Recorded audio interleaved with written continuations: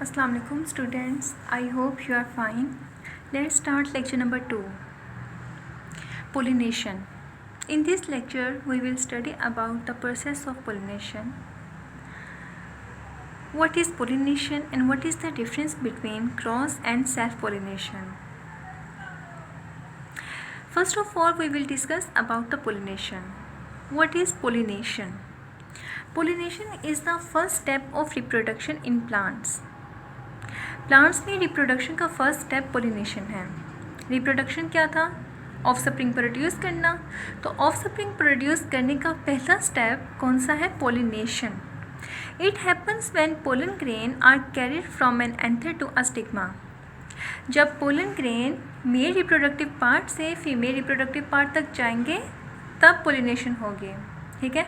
जब मतलब pollen grain एक फ्लावर से दूसरे फ्लावर तक जाएंगे और वहाँ ट्रांसफ़र हो जाएंगे. ठीक है.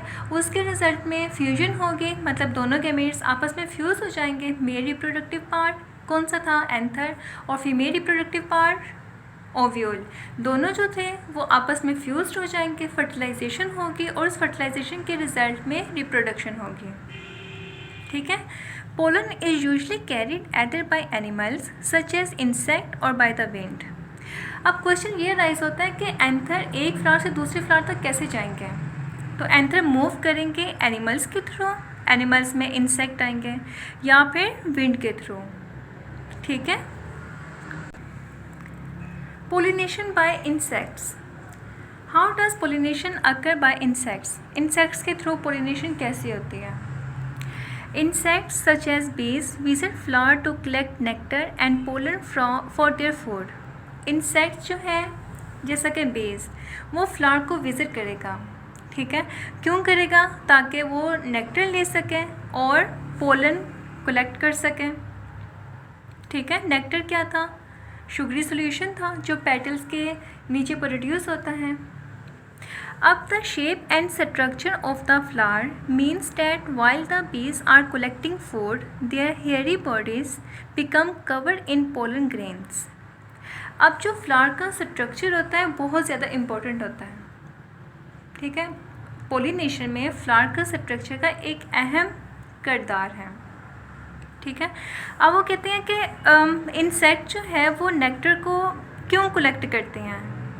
वो अपने फूड के लिए कलेक्ट करती हैं और उनका जो हेयरी स्ट्रक्चर होता है इंसेक्ट का वो कवर हो जाता है पोलन ग्रेन के साथ. जब वो फ्लावर के ऊपर जाकर बैठ जाएंगे तो उनका जो हेयरी स्ट्रक्चर होगा वो क्या हो जाएगा? कवर हो जाएगा पोलन ग्रेन के साथ. As the bee visit other flower. अब वो एक फ्लावर से दूसरे फ्लावर तक मूव कर रही है बी. देन क्या होगा?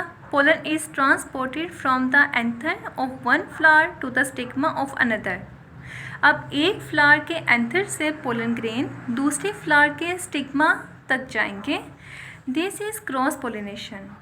इसको हम कहते हैं क्रॉस पोलिनेशन. क्रॉस पोलिनेशन में दो फ्लावर्स इन्वॉल्व हैं. ठीक है. जब बी एक फ्लावर से एंथर से पोलन ग्रेन को कलेक्ट कर लेगी और दूसरे फ्लावर के स्टिग्मा पर जाके बैठ जाएगी और अपने पोलन को वहाँ पे स्टिग्मा के साथ स्टिक कर देगी. ठीक है. तो इस प्रोसेस को हम कहते हैं cross pollination in which two flowers are involved. Alright. Sometimes pollen from a flower is deposited on its own stigma. This is self pollination.